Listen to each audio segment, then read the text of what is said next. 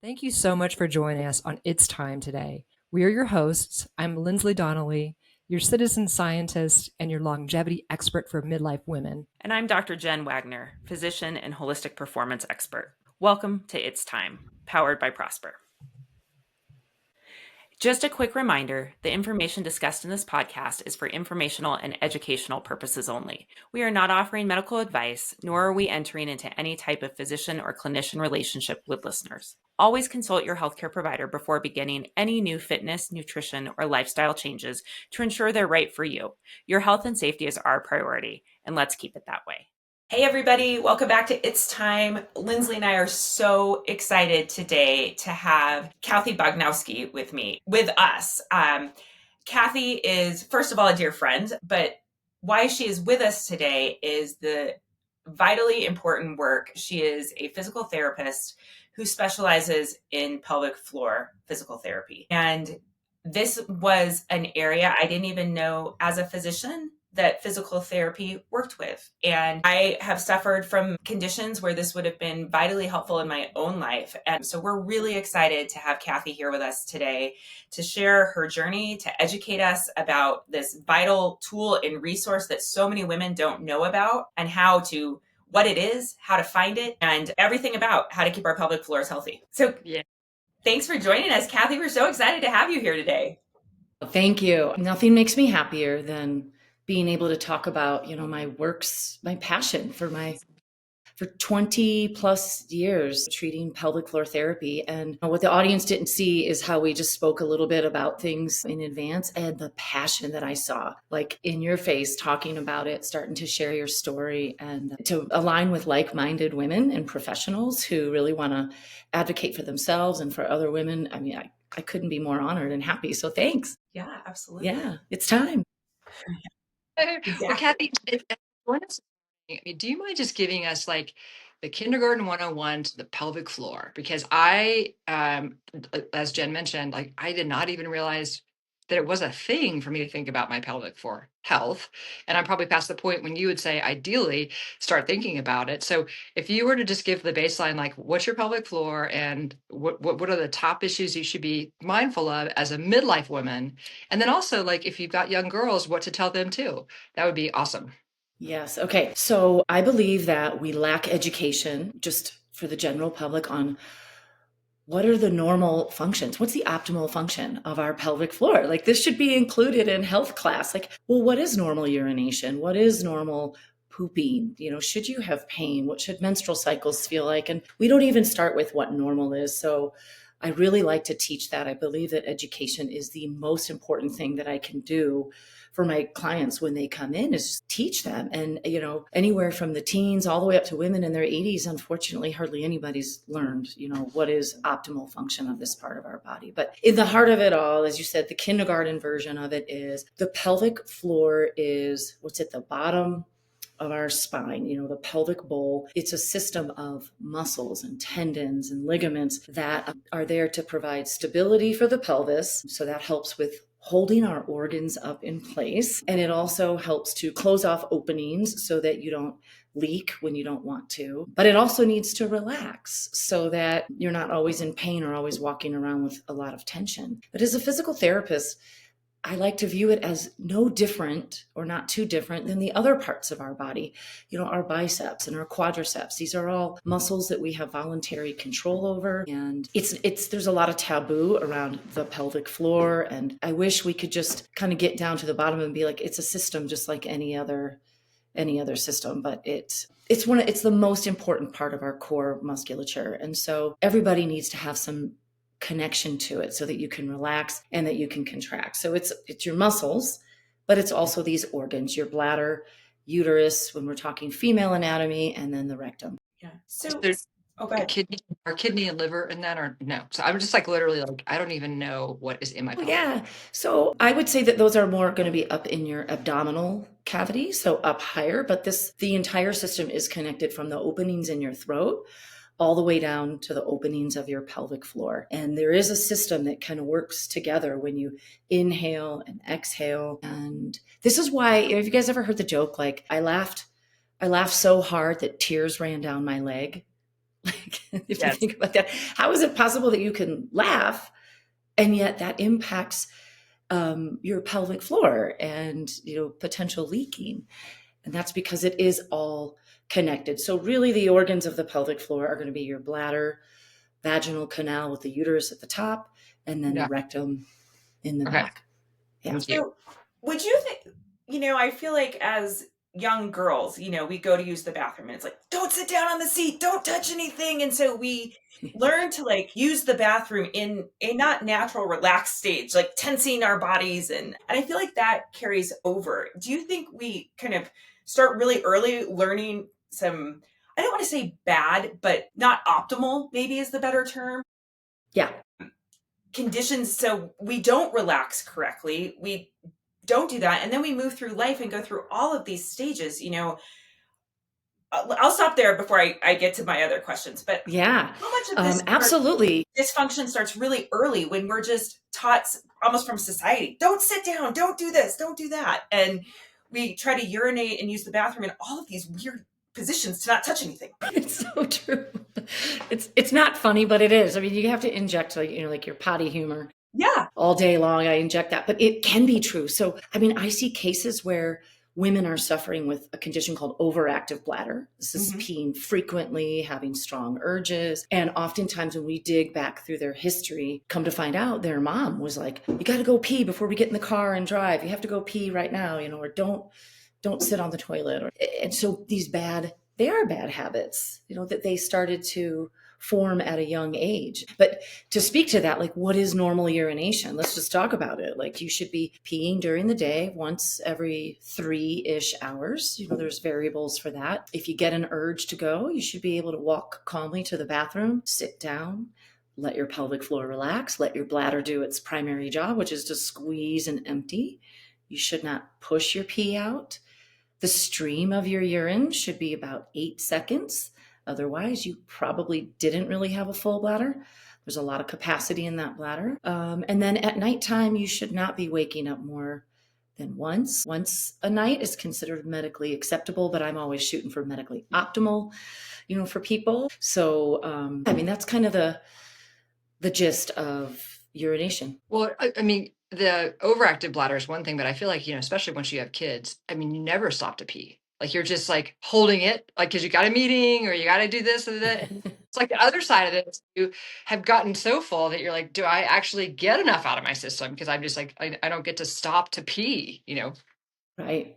And a lot of women don't stop to drink. Like, have a drink of water, especially those of us that are always talking to people or, taking care of our patients. It's like, why in healthcare are we neglecting our own selves? It's okay to take a sip of water while you're talking to somebody, but yeah. So foundationally, I think that there's, it's a great time to really start talking to our kids, boys and girls, is, around the ages of puberty, even, especially for girls, and the changes that they're going to go through, and just having conversations of like, hey, what's normal? And, along these same lines, we're talking bladder, but there's so much bowel dysfunction and constipation.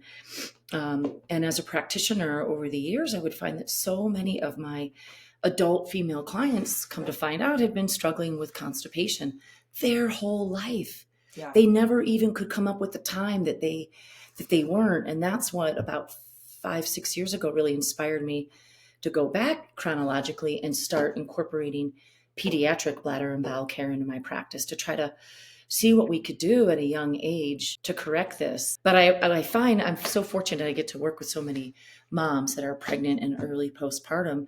They're changing diapers all day long. And I'm like, hey, pay attention to you guys maybe, I bet Jen has heard of the Bristol stool chart, but, pay attention.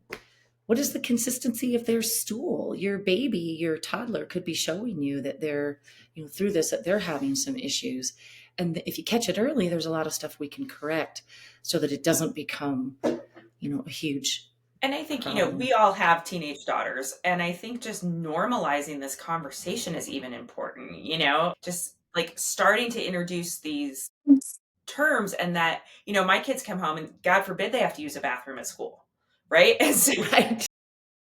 But just starting to normalize this conversation that like, this is what healthy looks like. And if you're having problems, like, let's have this open dialogue about what's going on. So let's kind of fast forward, because we want to definitely spend the bulk of our time kind of focused on this midlife section, but I don't want to skip over this childbearing age. Because I know personally, and I'm happy to tell this story, like that's when I started having problems in this area. And pelvic physical therapy was never offered to me. Hurt my knee, hurt my ankle. That's the first thing offered. But trying to recover from having an 8+ pound baby come out of my body with multiple muscular tears, etc.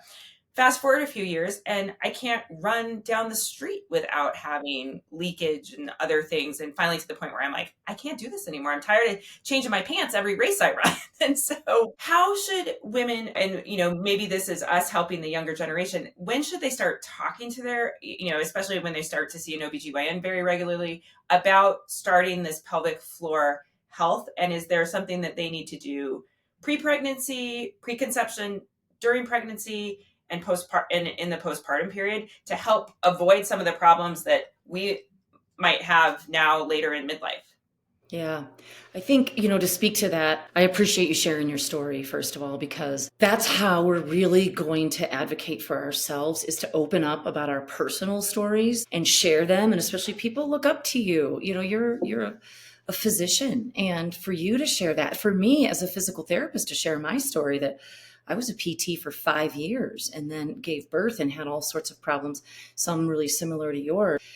People look at us like we're really healthy as we are, but we face these problems. And by sharing our stories, that really empowers other women, those that might not have the background or the knowledge to really advocate for themselves. So I really think that's the number one thing, is on a grassroots level, just being open about what happened. Don't hold shame to our issues. And unfortunately, we don't the medical system in the United States doesn't really automatically support women. And before I even go down that rabbit hole, I just would like to say it is never too late to get started.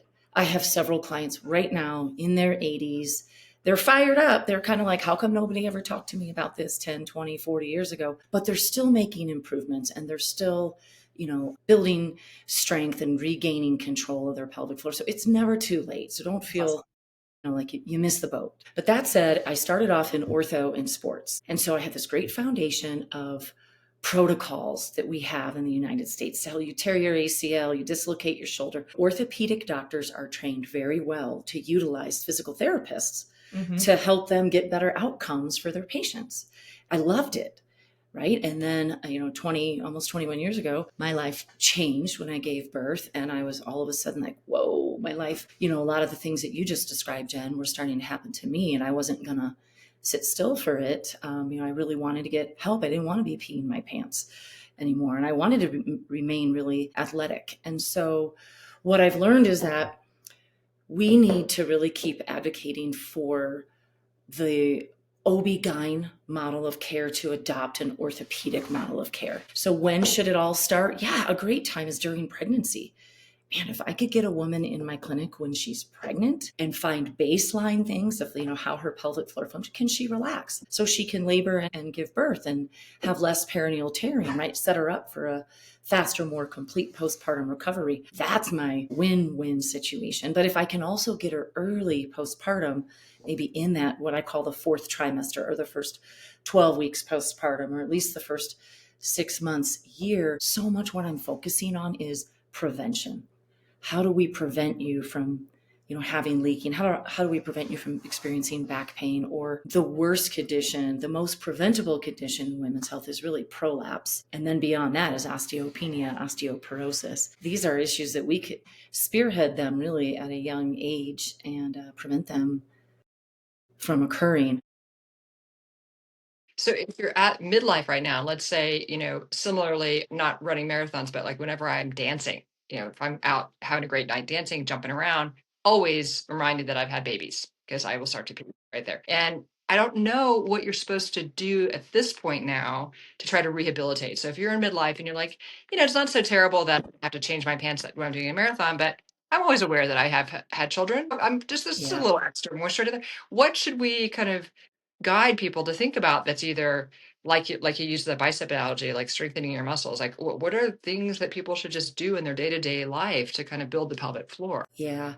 I mean, if you're experiencing something like that, you should really see a skilled pelvic physical therapist, because it's hard to say, oh, you should be doing, how do I know how many Kegels you should be doing a day? Should you be doing Kegels? For those who don't know what a Kegel is, Dr. Kegel, right, was an OB-GYN. They usually a lot of doctors like to name things after themselves. We got to stop that. I mean, that's the worst thing in medicine. I know. Everything has a weird name. I'm like, can't we just name it what we're describing instead of like put somebody's name in front of it? Yeah. I know. Anyway, I digress. Totally, Jen. I always joke. I'm like, well, it's a good thing I didn't come up with it, because then we would all be doing Bochnowskis, So better Kegel. It's easier to say. It's cute. But it's hard to tell you what you should exactly be doing. Every body is different.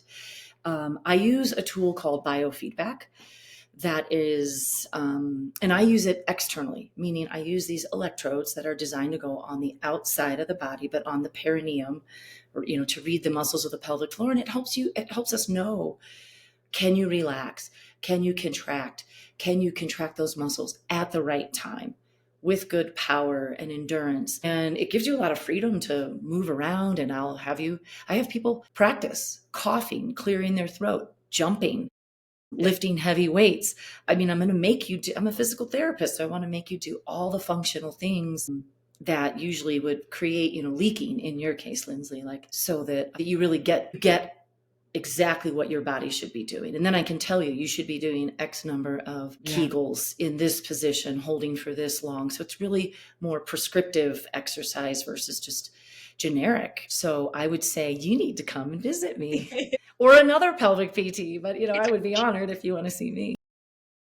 Listeners to come and do that. Is there any other symptoms other than leaking, where you're like, if these things are happening, your next step is to connect with a physical therapist, a pelvic floor specialist?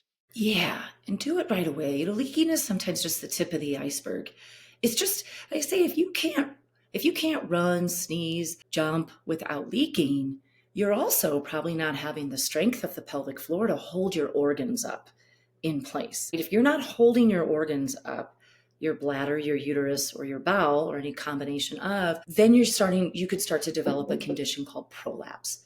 And symptoms of prolapse, this is when your organs, any one of them or a combination of, starting to descend downward, kind of putting pressure down into the vaginal canal.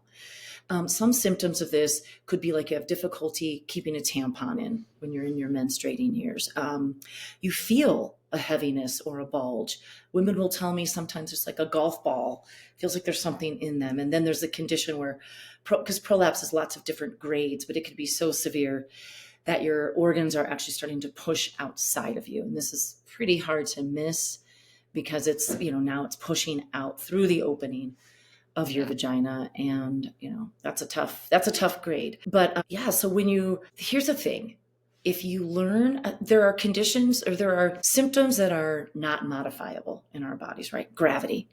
We can't stop gravity. And one really interesting, right. We see it. It's undeniable. Welcome to it, So it's like gravity. We can't stop gravity. We cannot stop the clock from ticking, right? We can't take back the fact that we had babies, C-section or vaginal delivery. It all taxes the structural system of the pelvic floor. We also then, the next big thing that we really can't fully change is hormones, right? And this is really relevant to this group. Mm-hmm. We could use hormone replacement therapy, which I am a huge supporter of, but it's never going to make us go back to what we were in our 20s and 30s. And so you have all these factors that really can't be modified. So it's extremely important as we age to take control of the stuff that we can modify. And that is the strength of our pelvic floor, the coordination of our pelvic floor. So if you sneeze and then reflexively or act after the fact, then you tighten your pelvic floor,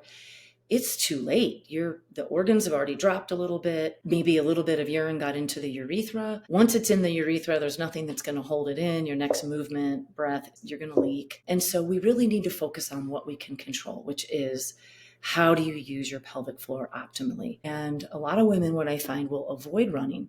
They'll avoid jumping. Mm-hmm. They avoid these things that we need to keep doing, because the next issue that we face is osteopenia and osteoporosis, right? We need to be lifting heavy stuff, and we need to be doing dynamic movements like getting out there and dancing, because those are the things that keep the bones going. And so I think one of the things I really like to focus on is teaching women the factors that they can control. And that is how their pelvic floor works and the timing of it. And there's nothing better than biofeedback. I would beg every woman out there to come in for at least one, if not two, pelvic PT visits and learn if they're using their body right. Most of us aren't. So like learning how to do it the right way, and then taking that and running with it and incorporating it to all the other things that you do, all the other exercise programs that you're doing. Such a great connection, and one that I didn't make, to be very honest with you, about, the confidence when you have control over your pelvic floor and you're not worried about leaking or having these other problems, allows you to do the things we know we need to do to keep our lean muscle mass, to build our bones, all of these things. So thank you for making that connection. It's vitally important. I look back on my own life, like I stopped doing things because I knew what was going to happen. And so instead of taking ownership and control over what was going to happen, I just stopped. I stopped jumping. I stopped doing some sports that I knew were associated with the fear of leaking, maybe not lifting as heavy weights, and so I think that's such a great connection. So thank you for connecting those dots.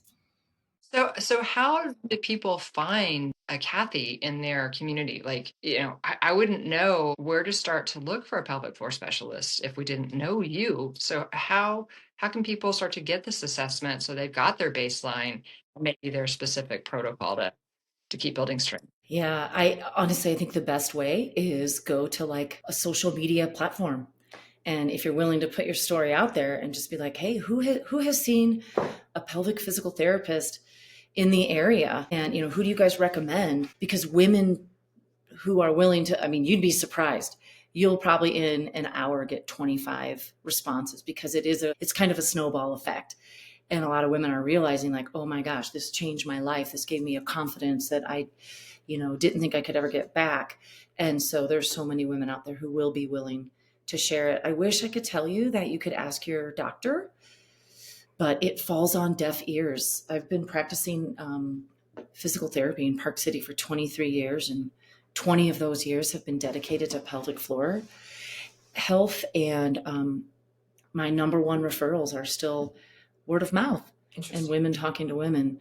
But then I think it's important to you want to make sure you should know that what makes a physical therapist a pelvic PT, right? So we have to have a license to call ourselves a physical therapist. You have to have graduated and be licensed. But to call yourself a pelvic therapist, there's really no governing body. You could just say you're a pelvic therapist because you went and took a 40-hour weekend course. You see, it is good to call a clinic if you don't know of anybody and say, hey, this is my specific problem. Has Kathy worked with this before? Or is Kathy confident? And it's still not, there's a joke, right? Like, what do you call the doctor or the physical therapist, that graduated last in their class? What's the name for that? It's doctor. So you want to make sure you're getting somebody who's keeping up with things and really passionate about it and has treated your specific condition. I think that's an important thing. How does this play into sexual health as we age? I think that's something, again, kind of a taboo topic in a lot of circles, and especially in midlife as hormones are changing and tissues are changing. How does pelvic floor health contribute to that? What's that connection? Yeah. Well, one of the biggest things that I see are pain. Like women will start to have pain with intimacy and intercourse. And this can be directly related to tissue changes that are, a result of decreased estrogen levels primarily. And so there's that. And I love to connect clients with providers who are educated and willing to, prescribe hormone replacement therapy, in the right way. Because there's a lot of doctors that are pretty fearful of it. That's a whole nother thing. We won't touch on that. But there are changes that can happen in terms of, dryness, muscular weakness, which can contribute to lack of sensation or decreased sensation, more difficulty in having an orgasm or feeling pleasure, and then, certainly experiencing more pain or discomfort. There's also things that sometimes women just kind of let that part of their body go, that part of who they are, their identity. Maybe relationships have changed, or their male partner or female partner, whoever's having their own issues. We're running around with kids, multitasking, and there is a whole thing about like disuse. If you want to keep your sexual health going, and I ask those questions in my screening tools, because there's a lot of emphasis. Well, are you having pain? But also it's like, can you experience pleasure? And how can I help you with that? And from a PT perspective, some women need to be able to learn to relax their pelvic floors. Maybe they have an old scar from a vaginal delivery or a surgical procedure and things have gotten too tight and sore. And so we can work on relaxing, or we can work on building up strength. But I'm a huge advocate of keeping all parts of our well-being and wellness going. So intimacy is huge. If you're a woman who like is fortunate enough to be symptom free right now, let's just say you're kind of midlife and you've been cruising along symptom free, is there kind of just baseline pelvic health things you should be doing? Like, we all do our cardio or do our resistance training just because we know it's good for us, not because we're trying to rehabilitate anything necessarily. Is there that sort of parallel in the pelvic health world Yes. where you should be doing these things? Yeah. And I think that's the scenario, Linsly, where I say like somebody should just come in for 2 visits, like be evaluated, because it's a very different type of evaluation than what you're going to get when you go into your doctor for your annual wellness checkup and a pap smear. They're using a speculum, they're bypassing the muscles of the pelvic floor. A good pelvic PT is going to really look at those tissues, try to catch things. Are there changes of atrophy or dryness, weakness? And maybe you don't have symptoms yet, but we can catch things before any problems start to arise. And in the scenario where a woman is doing really well and not having symptoms, I just want to teach her at that point, like, how should you use your pelvic floor muscles in what you're already doing in life? So maybe you're already going to a strength training class or Pilates class. When you go to do a deadlift, how should your pelvic floor work? And that way, what we're doing is making sure that she's set up for the rest of her life as gravity and time continue and hormone reduction continues to march on. She's set up with the one modifiable factor that she has control over to make sure that she does not end up developing prolapse or incontinence. And so it's amazing. I mean, here in Park City, right, we're loaded with a very fit population. Mm-hmm. And I've yet to have somebody come in, at least they haven't told me, hey, I wasted my time with you. Right. Almost everybody who comes in is like, oh my gosh, I had no idea, that this is how my body was supposed to work. And I'm really grateful. It's amazing. So yes.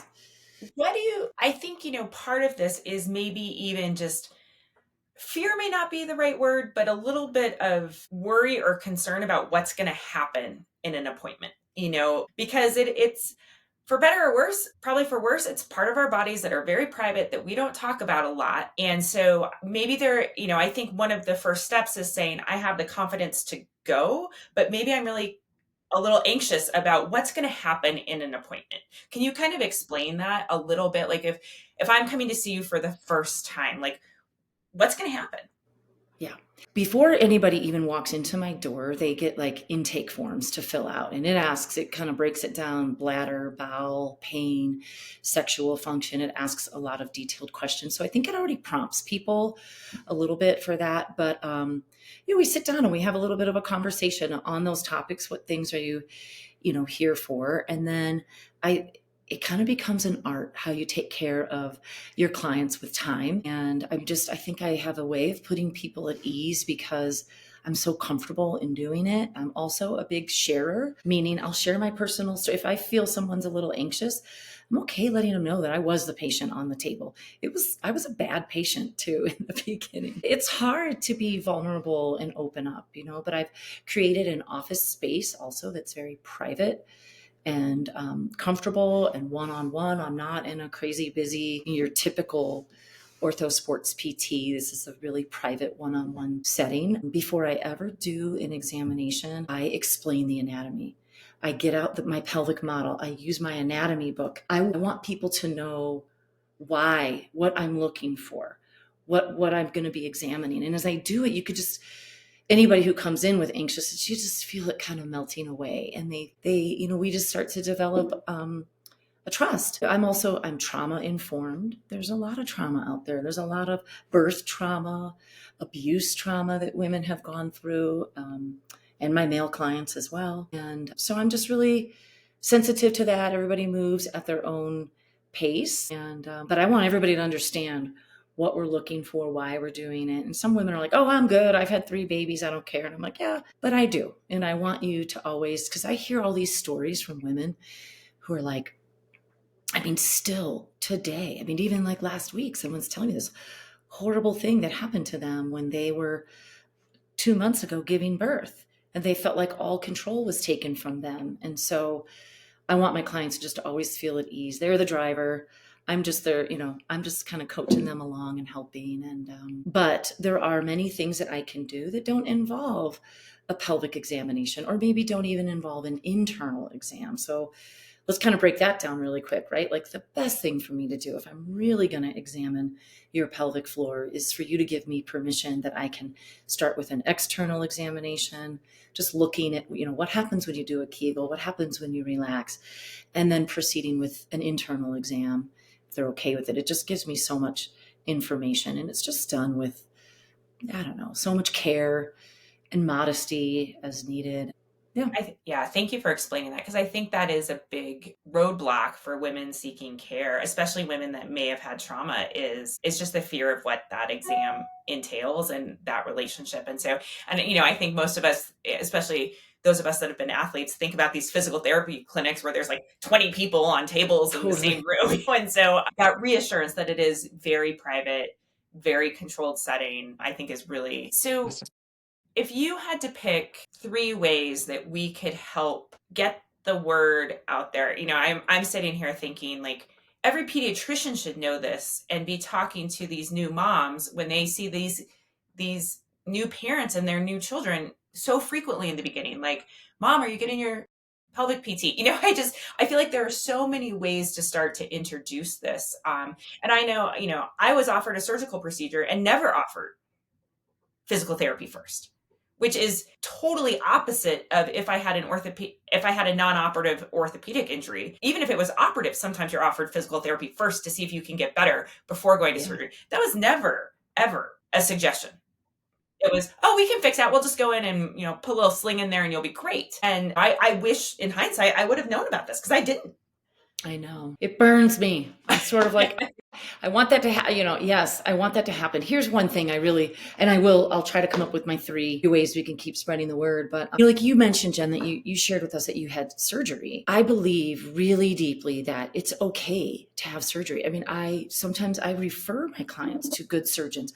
I'm okay if you need to take some medication. I'm going to support you in that.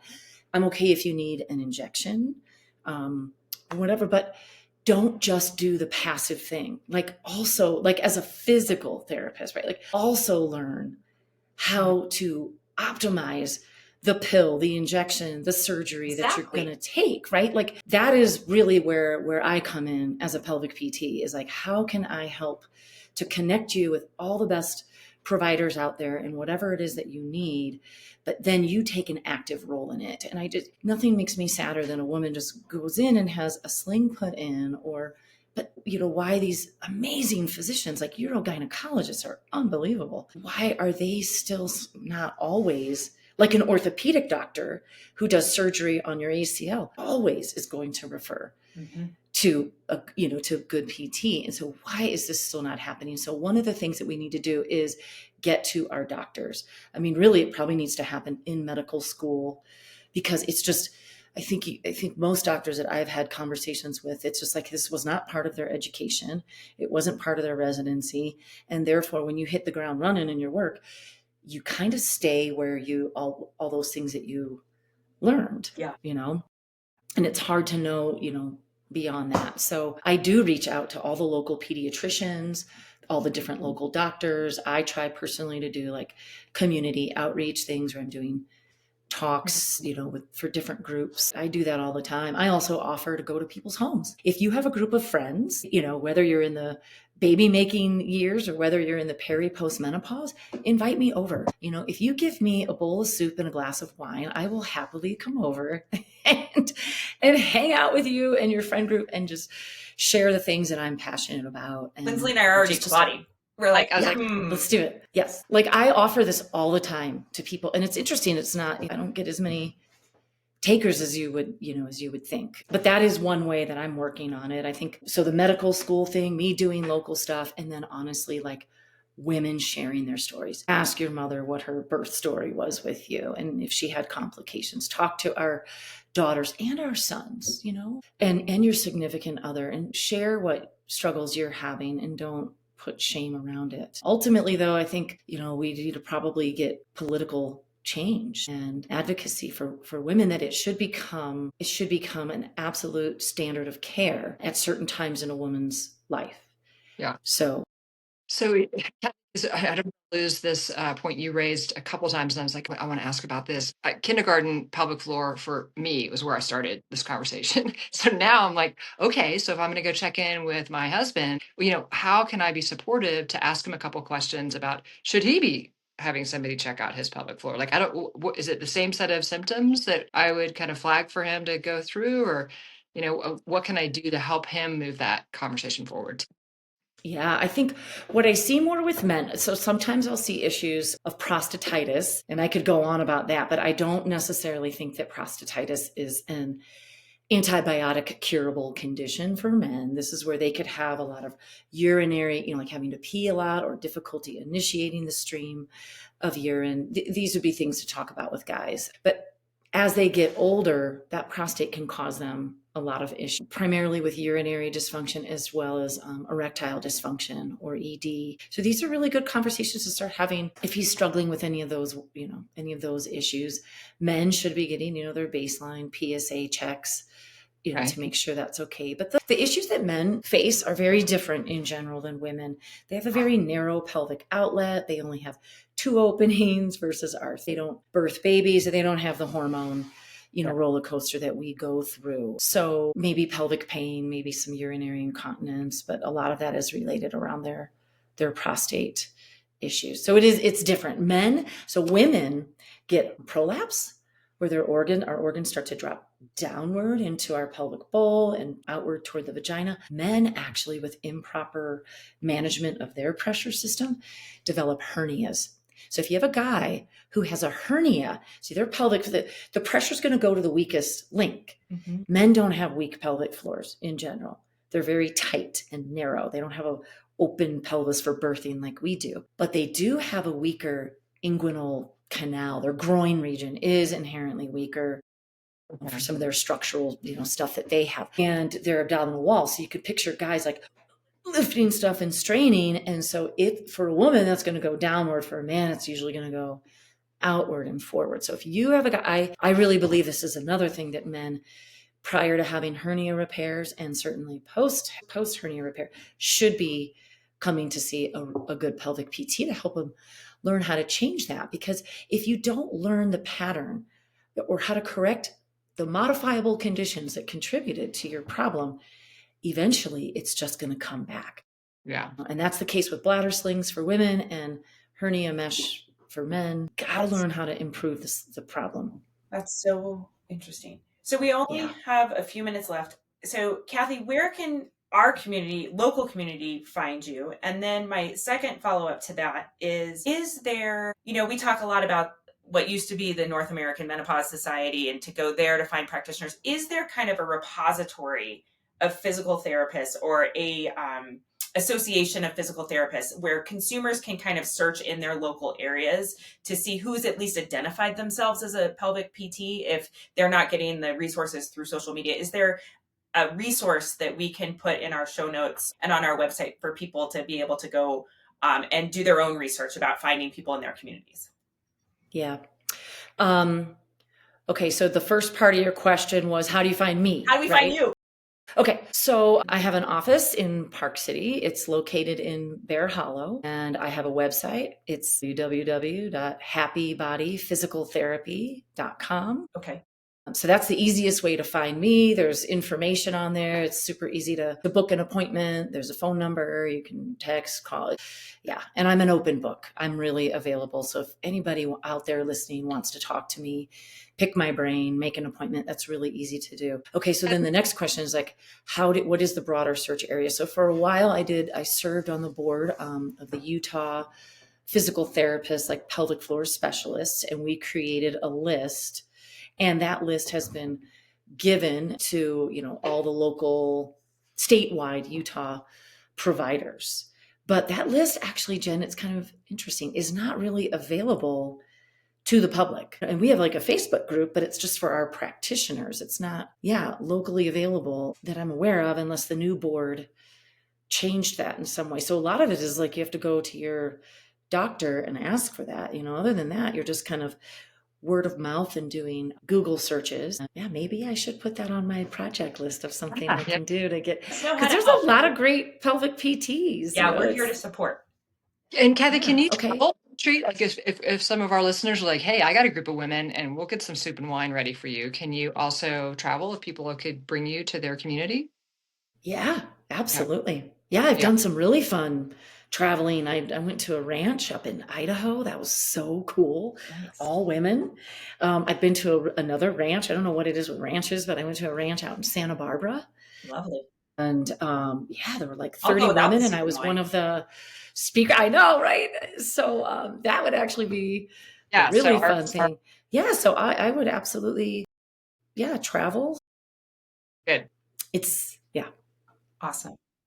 Well, thank you for taking the time to join us. Thank you for all of these super, super valuable insights. This is such an important topic, and I think relevant to all of us, and something we just don't talk about. I think there's not a lot of awareness about it, and we need to change that. So thank you for taking time out of your day to talk with us about that. Please check out our website, Prosper. We're going to link to Kathy's website and all the information that's available there. And we're going to make sure that she joins our community, Prosper Together, and we have some really deep dive information on pelvic floor health for you guys in our community. So Kathy, thank you so much for your time today. And thanks for joining us, everybody, on It's Time.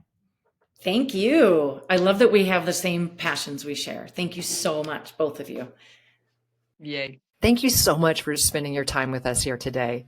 If you liked what you heard and you got some tips on how to live better right now and for the long haul, please help us reach more midlife women.